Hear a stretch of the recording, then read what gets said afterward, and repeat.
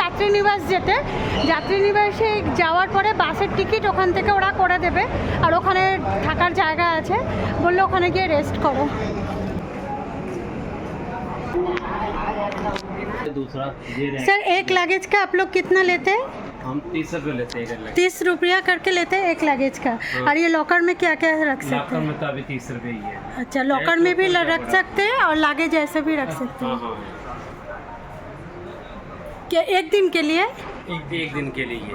अच्छा ज़्यादा मैक्सिमम 3 दिन या 4 दिन का काटते हैं, क्योंकि अच्छा, कहीं पहलगाम से जो जाते हैं वो 4 दिन का, जो बॉर्डर से वो 3 दिन का। मतलब अमरनाथ यात्री अगर ज़्यादा लगेज लेके आते हैं तो यहाँ पे रख के वो अमरनाथ यात्रा पे जा सकते हैं चलिए। ट्रैकिंग पे। ठीक है, थैंक यू।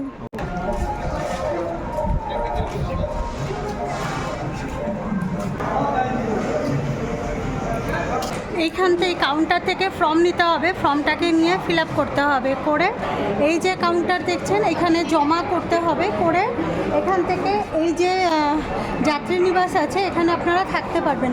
এসি রুমের জন্য 50 টাকা করে নিচ্ছে, আর ভিতরে আপনারা ওই নিতে পারবেন, বেডগুলো মানে গদিগুলো, ওগুলো 120 টাকা করে বলছে, কিন্তু আপনাদেরকে যখন ওই গদিটা রিটার্ন করবেন আপনাদের 100 টাকা রিটার্ন করে দেবে ওরা।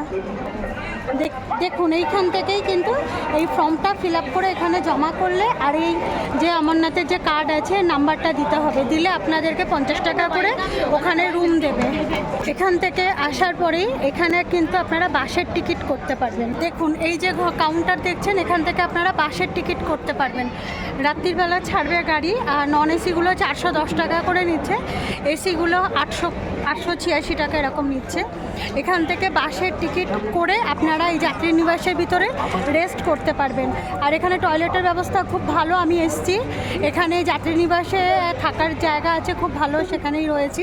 এখানে বাথরুমও আছে খুব ভালো, যেখানে স্নান করা যায়, ছেলেদের আলাদা মেয়েদের আলাদা, খুব ভালো ফেসিলিটি। এখানে খাবারও আপনারা পেয়ে যাবেন খুব সুন্দর। বিনা পয়সায় থাকতে চাইছেন আপনারা এইখানে নিজের একটা প্লাস্টিক পেতে আপনারা কিন্তু এখানে থাকতে পারেন। এখানে কিন্তু কোনো পয়সা টাকা কিছু মানে দিতে হচ্ছে না, এরকম পাখা লাগানো আছে যেখান থেকে, আর এখানে দেখুন বড় বড় কুলার লাগানো আছে, এখানেও আছে থাকার জায়গা, ওইখানেও আছে, দেখুন যে ওখানেও আপনারা কিন্তু থাকতে পারেন, এখানে কোনো পয়সা লাগছে না।